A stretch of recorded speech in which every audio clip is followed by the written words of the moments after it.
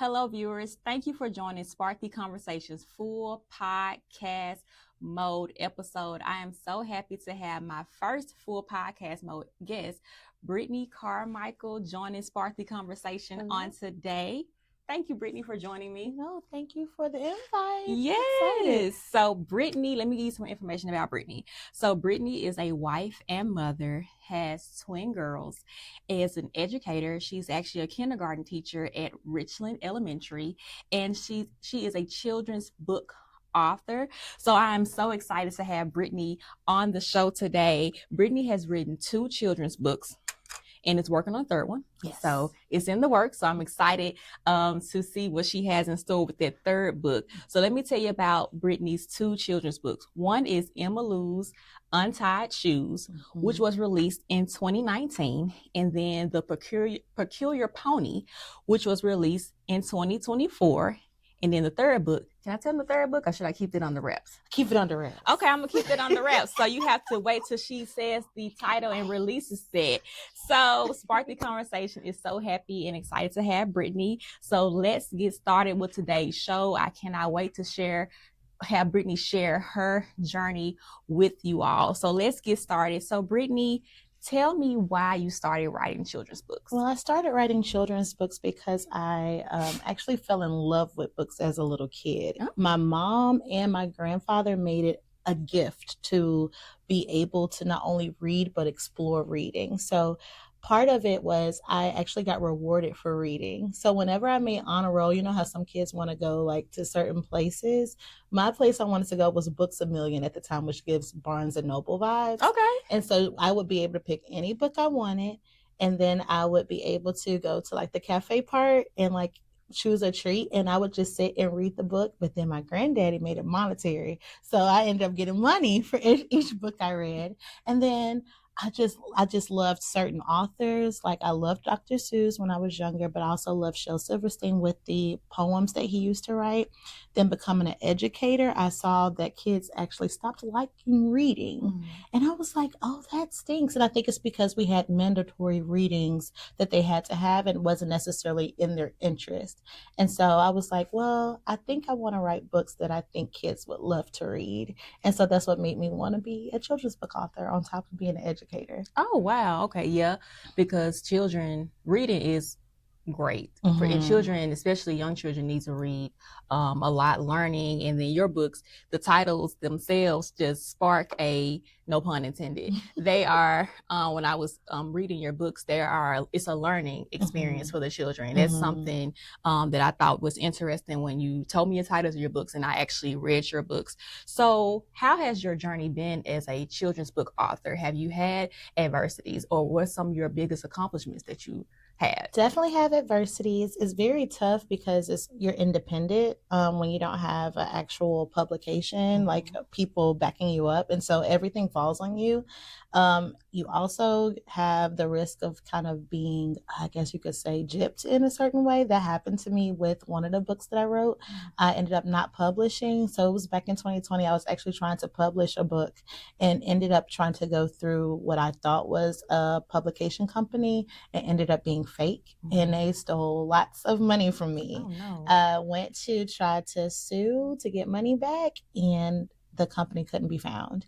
So I would say anybody that wants to do independent, make sure that it's legit before you do it. Like go through any channels that you have to make sure it's legit. So that was an adversity for sure.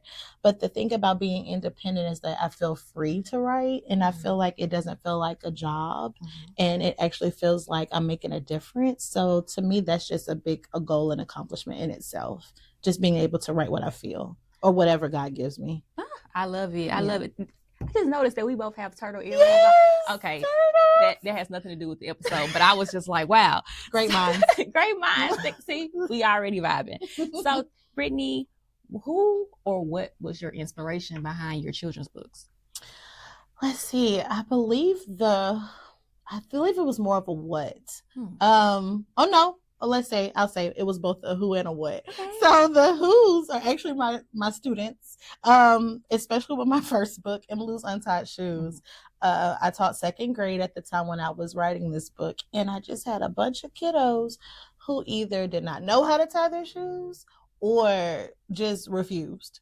And so they were inspirational about that book. And then other inspirations, to be honest with you, they would just come to me at random. And so I just thought it was God, because Emmyl's Untied Shoes I wrote at 3 a.m. randomly.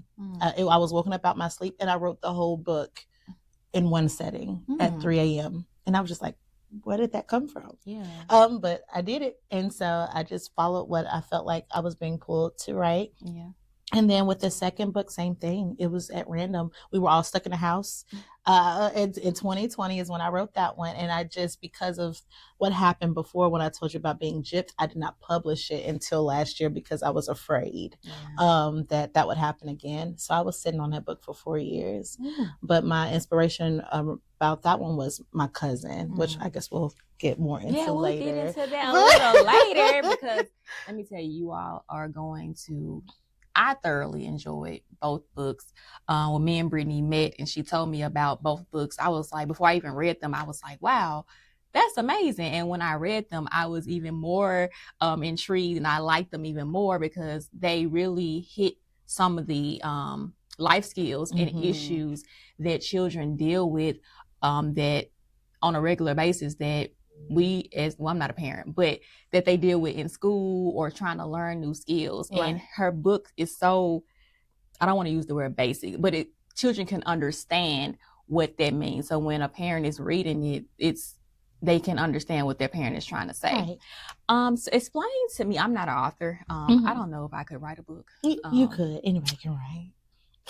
I still have anxiety from writing papers. Yeah. So to write a book, I wrote a 60-page thesis. I remember 55. 4 pages were references, so yes, it still was too much. I get it, but I made it through. How was the process? I know you said you wrote it in one setting, but I'm sure you went through editing and proofing, even though you're independent. Explain how that process is and was for you, and because you're currently doing it now with your third book, but how was that process with the first two? The process was actually made easy with being an educator. I actually had my teacher friends edit and proofread my books. And so that part was easy. The part that becomes difficult is actually formatting, because if you're trying to do independent and do it from like Amazon, they have a publication. And so you actually have to make sure you have the right settings when it comes to dimensions and how big or small your pictures are, how clear they are. And so that becomes a headache for sure. I went on YouTube University quite a bit in order to see other people that had already done it, so I could have some kind of guidance. So that was, I guess you could say, another hurdle that I had to get over. But I feel like doing that by myself made me appreciate the work even more, if that makes sense. And so I went through that. And then with publishing, it's a whole process, like I said, on Amazon, where you have to submit it, and then they have to read it to make sure that it's not copywritten or that your pictures are appropriate for the age group that you're writing. And so there's a whole process, and sometimes it takes weeks and even months for it to go through, depending on how big or small the book is.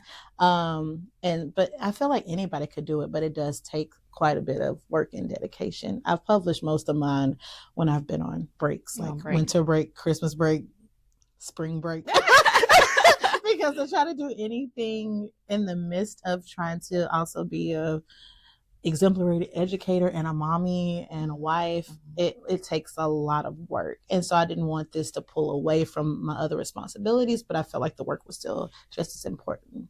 Awesome. Well, let's get into these books, because I know you all are ready to hear about them. I'm ready for Brittany to share them with you. So let's get into Emmyloo's Untied Shoes. So both Brittany and I both came prepared today. I got a copy and she brought her copy. So we were ready to display these books today. So we're going to start with Emmyloo's Untied Shoes first.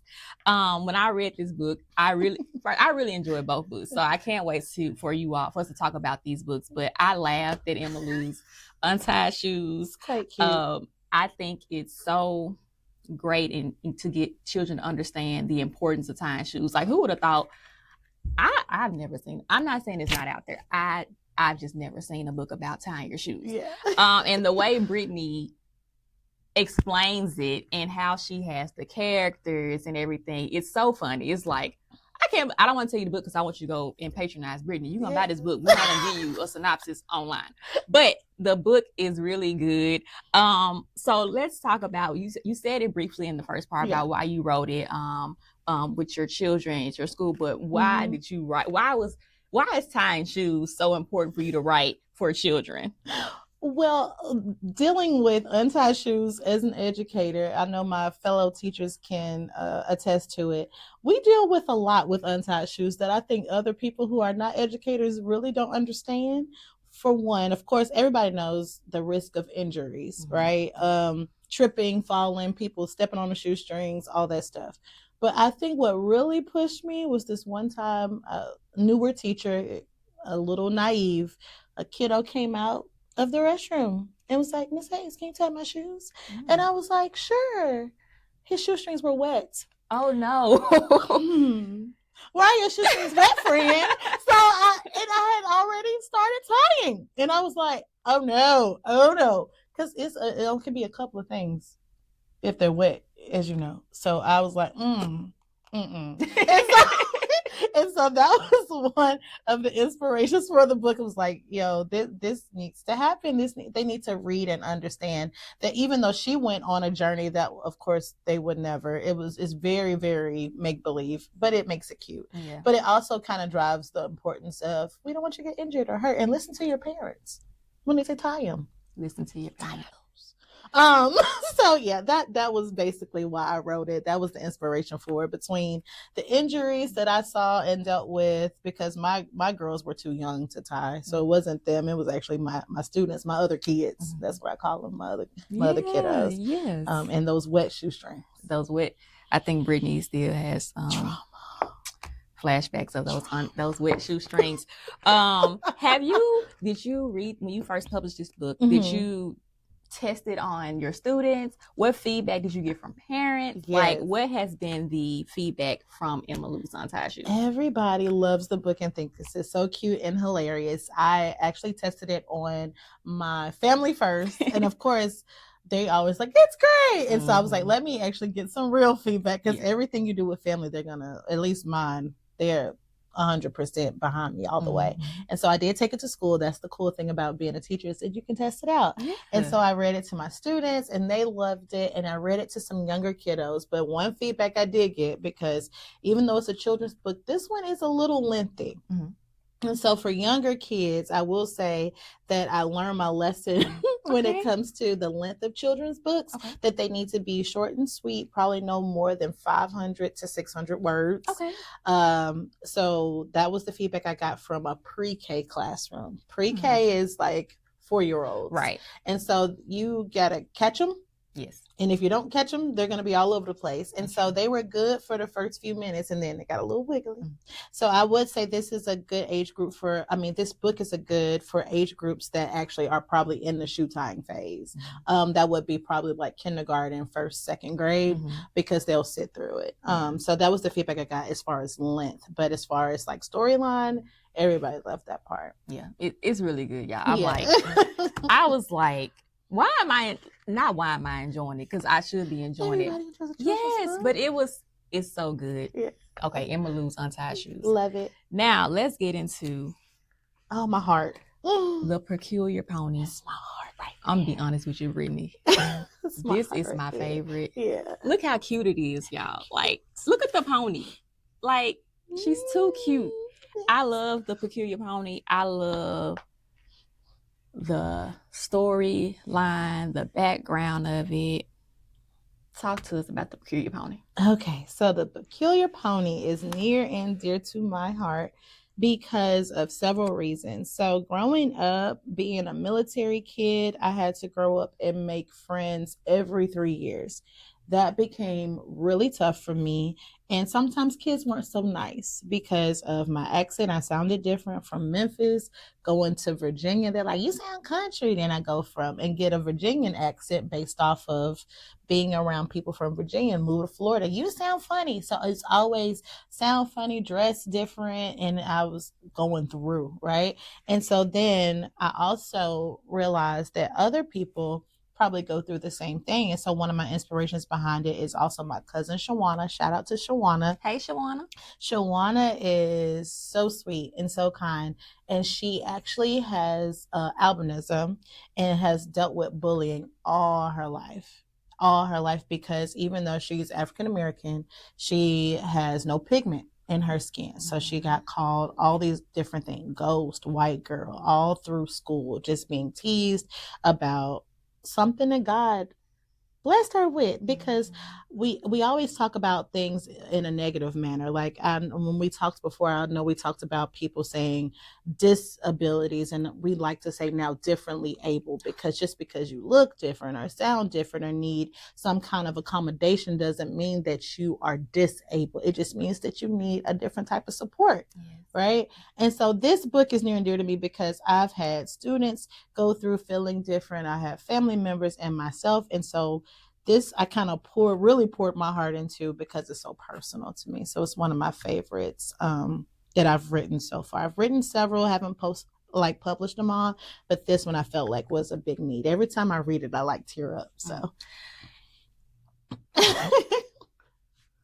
when me and Brittany and I first met, and we talked about it because I go through an interviewing process. You just don't get on spark the conversation because you want to get on here. I got to vet you first. Yeah. And I actually met Brittany through my work brother, Marlon. Shout out to Marlon. When we met, when she first told me the term differently able, I was blown away because I had never heard it explained like that. Mm-hmm. And I thought it was so unique. I told Brittany she should put it on a t-shirt. Mm-hmm. So because this episode will be posted live on YouTube when I get it edited, you heard it here first. Differently able. Yes. So I really think you should put that on a t-shirt. Okay. Like it's really good. And she's already explained to us why she came up with that term. Do you work with children with disabilities? I don't. You don't. But I will shout out Joy Life 901. It is a ministry at Christ Church. As you know, I was formerly the director of diversity and belonging at Christ Methodist Day School. Okay. So part of my responsibility there is I made this connection between Joy Life and some of my students. And so we got to work with people with disabilities. Every Wednesday, we actually played games with them, pickleball, volleyball, and all of that. And we served them on Thursdays during their breakfast club that they have.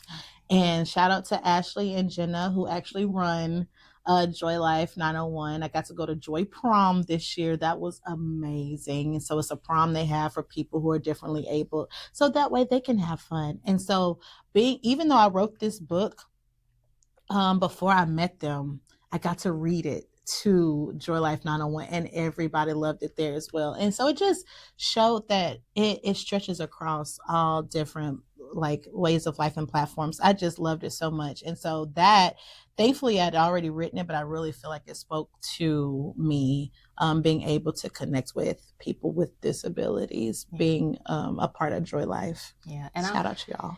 I am glad. Shout out to Joy Life. I'm so glad that you did not let that situation with, that publishing company not push you back in publishing The Peculiar Pony, because this is so inspirational. It's like when you look at it, you're like, Peculiar Pony, and when you started reading and how she connects the pony to the young lady, the little girl in the book, it's like, wow, I never thought about it like that, but it's so good. And I think a lot of children could relate. And then those who do have disabilities or have those health issues or situations that they're not like everybody else, they're able to understand, because it's different when you're like, it's okay, sweetie, but you're not the kid, so you're not the one that's feeling it. Absolutely. And so when you put it in book form like this and they picked it up and say, you know what, I'm like the Peculiar Pony, or I'm like the girl in the book, it makes it relatable. Right. One thing I can say that about the Peculiar Pony is that it has gone beyond just kids. When I've read it to adults, they've teared up because there's adults out here that feel different from other people too. We talk about kids and because we have this love and we don't want them to hurt, but there are adults hurting as well. And when they've read this children's book, they were like, oh my goodness, I needed this. And so for it to be people 40, 50, 60 reading this book and being like, this book was for me as well, it doesn't stop at kids because there's still adults out here that are like, I'm different from people. Yeah. And that's okay. I mean, it made me smile. Yeah. So, and I was like, oh, it's so good. It's so good. And it does. It is a universal, even though it's a children's book, it is a universal book because you can relate to it because you're, like you said, everybody's not the same. Right. And so people will try to make you feel bad for not being like everybody else when everybody is different, differently able. Yeah. And so I'm glad you went ahead and pushed this book. You. It's amazing. Yeah, how boring would life be if we all were the same? Right. Y'all? Like, my goodness. Right. I mean, my name is Sparkle. Like, how different is that? Which is awesome. Every time I meep people, I'm like, it's not an alias. It's my real name. There's 1,000 Brittany's in the world, y'all. It's like, oh God. But there's only one. Thanks, parents. We're having some mic issues. It's all right. It's okay. I caught it before it went through. All right. So, Brittany, do you have any final words before we close out this show? Oh, wow. I just want to say, first of all, thank you for having me on.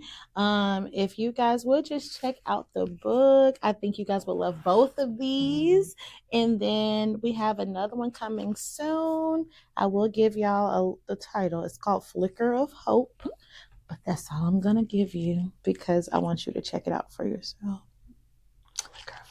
Coming soon. Flicker of Hope. You heard it here first. So you all please, like I said, Brittany's children's books, Emma Lou's Untied Shoes and The Peculiar Pony are very, very good books. If you haven't, go ahead and check them out. Brittany, where can they actually purchase your books? Both of them are actually on Amazon. If you type in the titles, they'll be the first books that pop up because they're the only ones, like they're very unique. Only ones on Amazon right now. And then we'll see if we can get them published anywhere else. But right now you can get them on Amazon. And they're not very expensive. Just FYI. They're not. Oh, I got one last question before we go. Do you think that you will stick with children's books? I think so. I feel like my passion are kids. And I've thought about exploring other books, like even doing like teenage versions of things or maybe even like chapter books. My husband really wants me to go beyond this and do animations. Okay. I cannot draw. So if anybody out there, can draw, hit me up. But or do any type of technical things. But I feel like would you think like a book like this would be cool as a cartoon? Yes, Peculiar Pony is. Yeah. Emma Lou too. And Emma Lou, even with her adventures. Yes. So I kind of want to look into that. Okay. But I think I'll stick with writing for now. But I'm not going to block whatever God has for me. I know that's right. So if it needs to be animation, maybe it'll be coming soon. But right now I'll stick with what I know with the kiddos.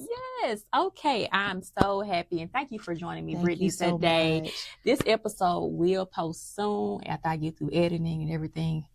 Pray for me. So subscribe to my YouTube channel, Spark the Conversation, to watch this episode when it posts.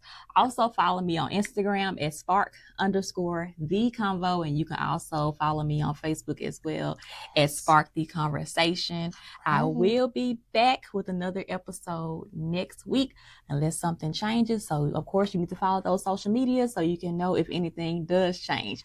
But I will see you all next week. Thank you for joining me on this episode with children's book author Brittany Carmichael.